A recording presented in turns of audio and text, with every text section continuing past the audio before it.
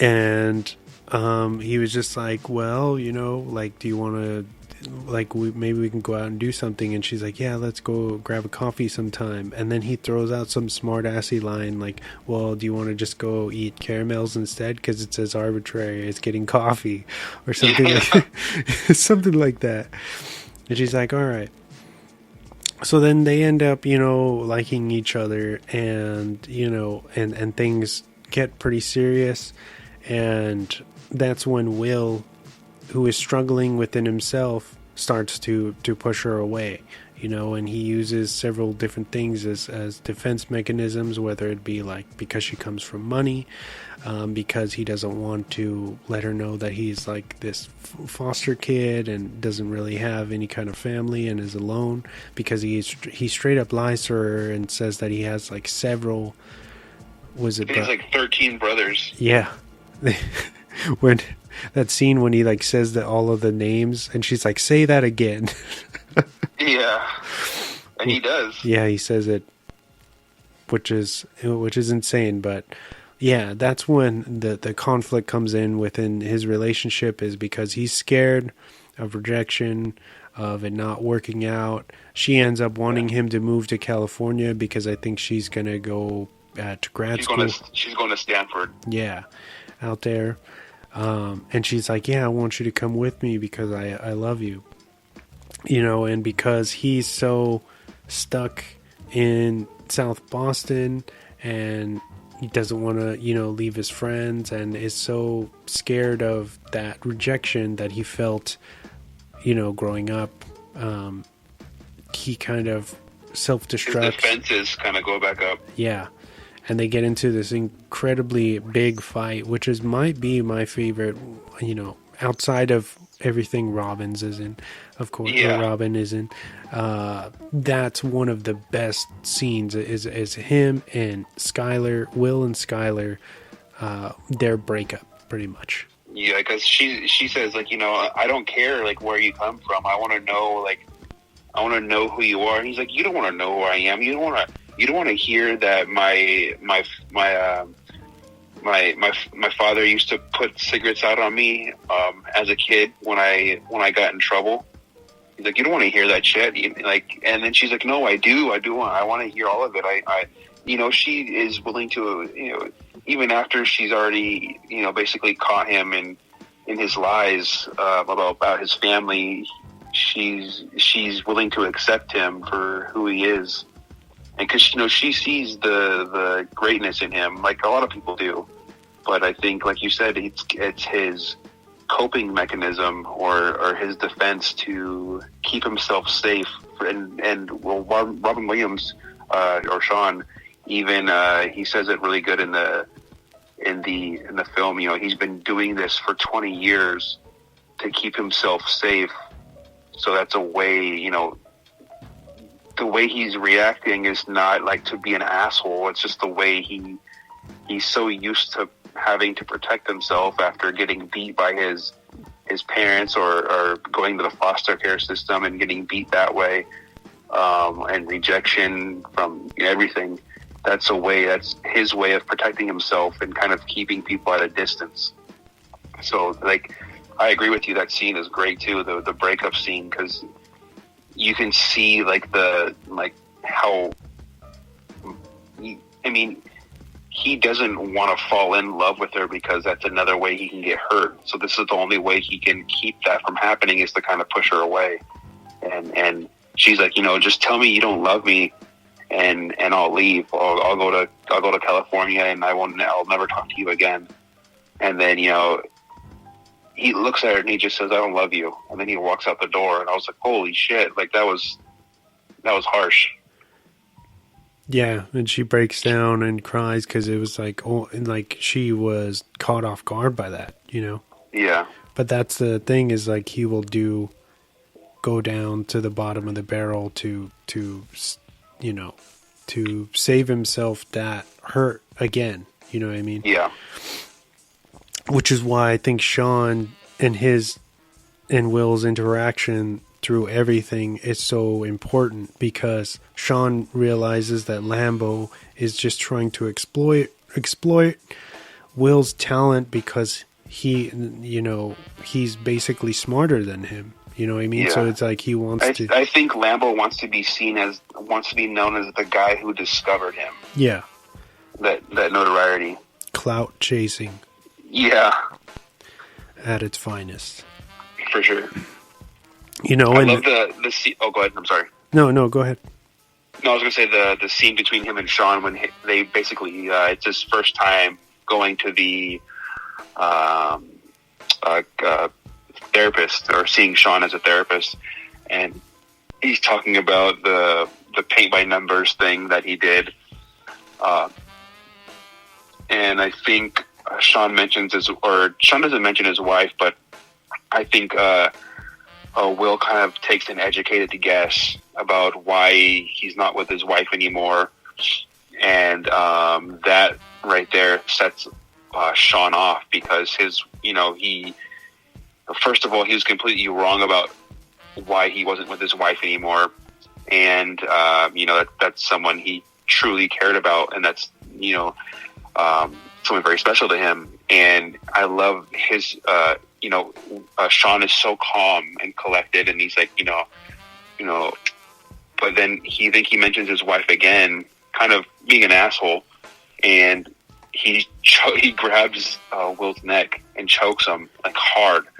And I want to know, there's a couple of scenes in this movie that I want to know if they were kind of improv, because that seemed pretty real, or just the reaction of Will when he's choking him. And then Sean says, you better watch yourself, Chief. Then watch the next words that come out of your mouth, or something like that. And Will goes, I think we're out of time. And he's like, yeah, I think so. And then he leaves. But I thought that scene was great too. Yeah, when he grabs him, he was like, if you ever say another unkind word about my wife, I'll fucking end you, or something. But the intensity in his face is nuts. It's scary. It's kind of like, oh my gosh, that's Robin Williams. Like, I'm not you're not used to that, especially the movies that, as a kid, me growing up seeing the movies that he did. This is pre 1 hour photo, so we don't have that one yet. Yes, yeah, exactly. That was another movie that I was like, what the fuck? This is crazy. But yeah, just him in this, I think, was one of his best dramatic roles. Hands down. Definitely an iconic piece of him doing something for adults, I guess. Yeah. I can't believe how I know there's a ton of people that I am around constantly who have never seen this movie or have never heard of it. I can guarantee you that if I brought it up, they'd be like, what movie's that? That's insane to me, because I remember in 97 renting the tape and watching the movie. Yeah. Vividly. So to me, and I remember it was everywhere. They even make fun. We were talking about it last episode. There's parodies of it all over, including Jane Silent Bob Strike Back. Yeah.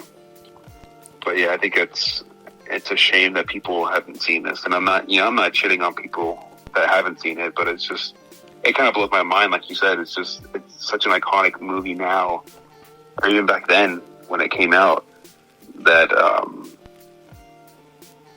don't know if people are into movies as much as we are. Some people, but also I think it's the style. Like I said, the style of movie is very artsy, right? And not everybody can really get into it. Unfortunately, even though it made an impressive amount of money for the small little production that they had. But yeah, it's a great movie, man. Yeah, I think the scene you brought it up, but with Lambo and Sean, when I think he says those he's wasting his potential with those gorillas that he hangs out with, and he's like, those gorillas you so adequately called wouldn't hesitate for a second if he asked for them to take a bat to your head. And then he's like, that's why he stays with them, because they're loyal. They are down for him no matter what. They are And you see that in I think in the earlier scenes when it's after the baseball game and they beat up those guys in the parking lot or the basketball court because they were just being, he's like, oh yeah, that guy used to bully me in kindergarten. And then I don't know if that was the reason why they did that or if it was because he threw a glass of bottle at the girl who he was hitting on. But either way, I thought that was a great scene to kind of show that they're like, oh shit, like we're going to do this. You know, Will's going, so we're all going. And then I love Casey. He's like, I'm not going. I'm not doing this. We just got food. Yeah, I love it. His role is small in this, but when he shines, whenever he has his little like one-liners or his scenes, he definitely shines in this as well.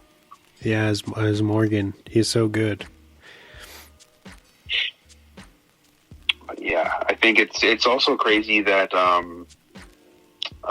Cole Hauser, who plays the other friend, Billy, he's the redhead in this. Yeah. How it's crazy how his career has exploded now with Yellowstone, because he's in Yellowstone, and I think that was kind of like a reawakening of his acting career. I haven't seen that show yet. It's I enjoy it. I think it's really good, but he's kind of like everyone knows his face now. Not necessarily his name, but I think people could be like, "Oh, that's the guy from Yellowstone," if they've seen him. But I know him from this, of course, and then even Dazed and Confused. He's in that. He's in I think the first Riddick movie. I forget, Pitch Black. He's in that. He's in a lot of like sci-fi films that came out in like the mid 2000s, early 2000s. And then I think it's just cool to see where he came from. A lot of these guys, it's a lot of their, like, you know, Matt Damon, Ben, Casey Affleck, Cole, all these guys, these main guys, it's all their kind of their beginnings almost. Yeah, especially them together, you know? Yeah.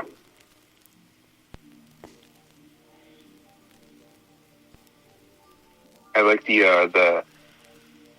I don't know if you thought the same thing, but towards the end when the really dramatic scene where I think it's their last interaction, Sean and Will, and he does the whole, like, you know, it's not your fault, and he says it a couple times, and then you see kind of Will break down. He's like, "Don't you fucking do this to me, not you too." And the part where he shoves him super hard, and I felt like, oh man, that like Robin Williams' reaction to me felt real, and that could just be a nod to his great acting, or it could have been like to me, I thought that was like I said, he kind of ad-libbed that scene and kind of just he pushed him. I'm not sure if the scene was written for him to shove him and then kind of hug him, but to me that felt super real. And then, like I said, it could just be really good writing and really good acting that it looked like it was caught off guard. But I don't know. I thought that scene was really good. Just kind of the emotion. It was his kind of last attempt to kind of throw his defenses up to kind of stop himself from opening up to Sean. And I think that's when he has that huge breakthrough with him, and he's like, everything that happened to you wasn't your fault. You're okay. Like, I thought that scene always gets me. That's such a good scene. Yeah, that's the key, to unlocking Will's potential in a lot of ways. Where, after that, at first he's like, yeah. I went down to Lambeau's, connection, and I'm going to take the job that he wants me to do. And, he ends up going back and telling Sean, yeah, I'm going to follow through with this job after all. And Sean's like, if that's what you want, then congratulations, And then there's a shift that happens where they, we go back to the bar that all the guys go to all the time.